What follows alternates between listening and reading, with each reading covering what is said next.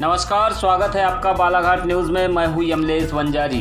बालाघाट जिले के खैरलांजी क्षेत्र में फसलों को नुकसान पहुंचाने के बाद टिड्डियों का दल आगे बढ़ गया है। गुरुवार को टिड्डियों के दल ने महाराष्ट्र बॉर्डर पर स्थित खैरलांजी क्षेत्र के करीब 35 गांवों में हमला किया। इससे पहले बुधवार को टिड्डियों का दल तुमसर होते हुए मोवाड़ चिचोली पहुंचा था। गुरुवार को दिन भर यहां उत्पात मचाने के बाद शाम को यह दल आगे बढ़ गया है। संभावना जताई जा रही है कि यह दल बारासिवनी कटंगी होते हुए आगे बढ़ रहा है। बालाघाट के कृषि विभाग को जैसे ही टिड्डियों के हमले की संभावना हुई, क्षेत्र में मोर्चा संभाल लिया था।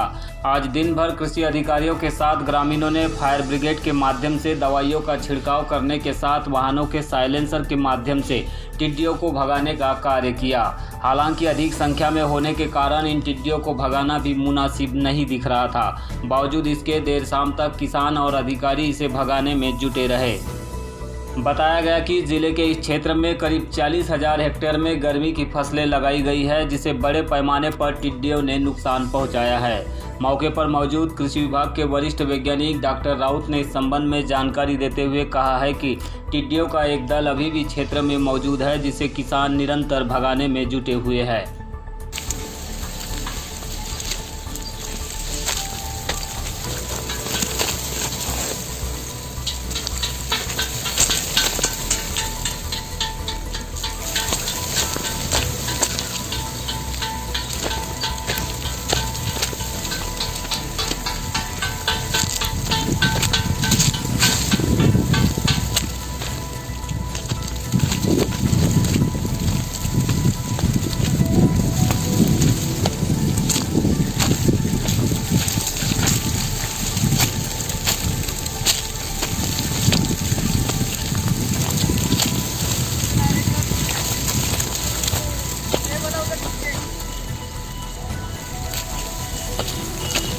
क्योंकि यहाँ पे स्प्रे नहीं हो सकता ना।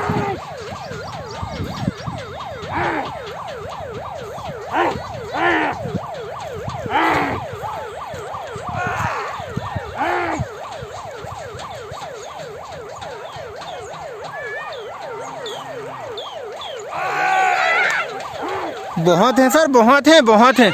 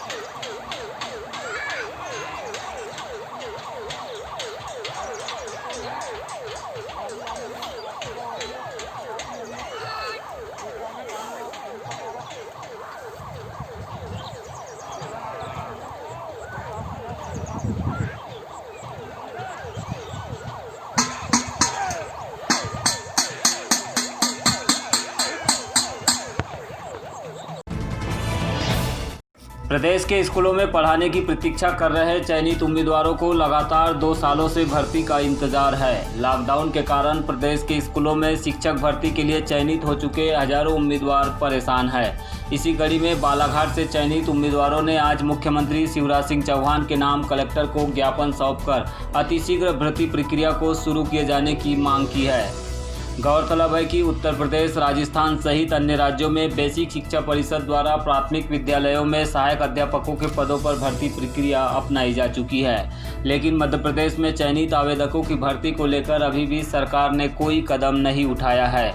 आपको बता दें कि स्कूल शिक्षा विभाग के सरकारी स्कूलों में उच्च माध्यमिक शिक्षक और माध्यमिक शिक्षक भर्ती की परीक्षा सितंबर 2018 में संपन्न हुई थी। उच्च माध्यमिक शिक्षक पात्रता परीक्षा का परिणाम 28 अगस्त 2019 को और माध्यमिक शिक्षक पात्रता परीक्षा का रिजल्ट 29 सितंबर 2019 को आया था। लोक शिक्षण संचालनालय ने अभी तक केवल प्रारंभिक चयन सूची और प्रतीक्षा सूची ही जारी की थी। इसके बाद चयनित उम्मीदवारों के दस्तावेजों का सत्यापन व स्कूल में आवंटन होना बाकी था। वहीं आदिम जाति कल्याण विभाग ने भी उच्च माध्यमिक शिक्षक के पदों पर भर्ती शुरू कर दी थी। इसी बीच कोरोना संक्रमण फैलने की वजह से देश में लॉकडाउन हो गया, जिस वजह से यह प्रक्रिया पूरी तरह रुक गई। इसी को लेकर आज बालाघाट से चयनित शिक्षक उम्मीदवारों ने नया सत्र प्रारंभ होने से पहले भर्ती की प्रक्रिया को पूरा किए जाने की मांग उठाई है। वर्ग 1-2 की जो भर्ती परीक्षा हुई थी उसमें जो प्रोसेस 20% बाकी है, जिसमें डॉक्यूमेंट वेरिफिकेशन नहीं हो पाया है, जो लॉकडाउन होने की वजह से अटका हुआ है। जबकि पड़ोसी राज्यों में जैसे छत्तीसगढ़ हो गया, अपना यूपी हो गया, राजस्थान हो गया, सभी जगह पर कोरोना के मध्य में ही ये भर्ती चालू हो गई है सोशल डिस्टेंसिंग को फॉलो करते हुए। इसी एवज में हम लोग भी यहाँ पर अपना देने आए हैं, जिससे जो है कि जून माह में हमारी भी भर्ती प्रक्रिया चालू की जाए और सोशल डिस्टेंसिंग का हम लोग पालन करेंगे इस दौरान।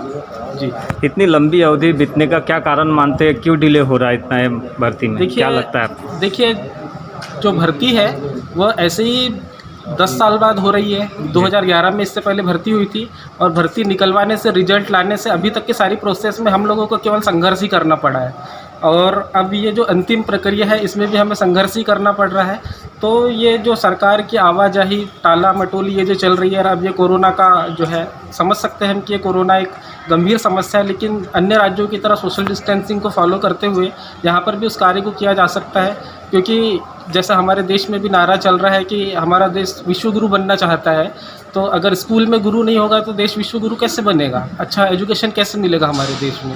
तो इसी वजह में हम ये चाहते हैं कि जो हमारे साथी लोग, ये तो प्रदेश स्तर का मामला है, तो हमारे जो साथी लोग इसमें चयनित हुए हैं, ये लोगों को जून माह के अंदर, क्योंकि जुलाई में ऐसा समाचार पत्रों के माध्यम से पता चल रहा है कि जून अपने जुलाई माह से स्कूल खुलना है, तो स्कूल खुलने के पहले ये लोगों की नियुक्ति की जाए।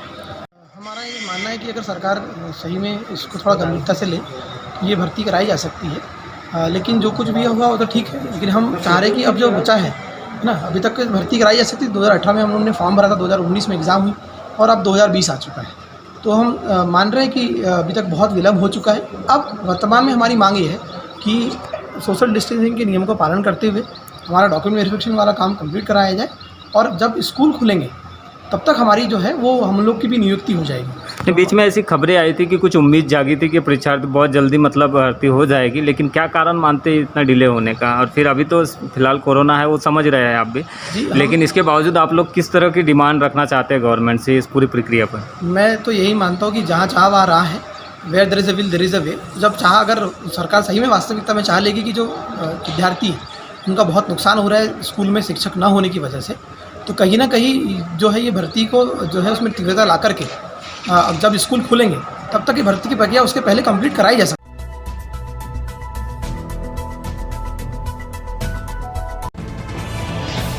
कोरोना महामारी संकट के दौरान सोशल मीडिया में बालाघाट जिले में कोरोना पॉजिटिव मरीजों की संख्या 11 होने संबंधी अफवाह फैलाने के मामले में 2 अज्ञात व्यक्तियों के विरुद्ध 1860 की धारा 188 एवं 34 एवं आपदा प्रबंधन अधिनियम 2005 के तहत अपराध पंजीबद्ध कर लिया गया है। 27 मई को सोशल मीडिया व्हाट्सएप पर अफवाह फैलाई जा रही थी कि खैरलांजी तहसील के ग्राम बेनी में 4 और पॉजिटिव मरीज मिले हैं और बालाघाट जिले में कोरोना पॉजिटिव मरीजों की संख्या बढ़कर 11 हो गई है, जबकि यह पूरी तरह से गलत जानकारी थी।